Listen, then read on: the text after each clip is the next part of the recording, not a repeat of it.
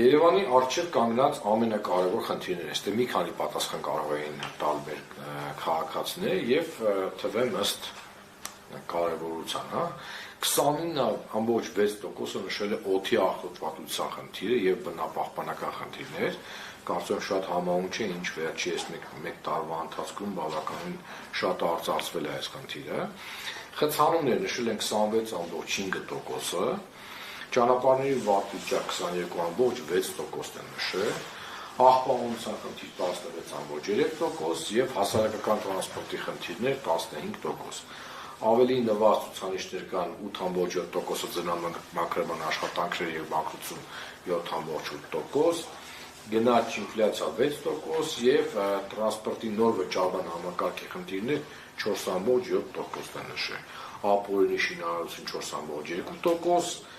եւ հանցագործության աճ 3.7%։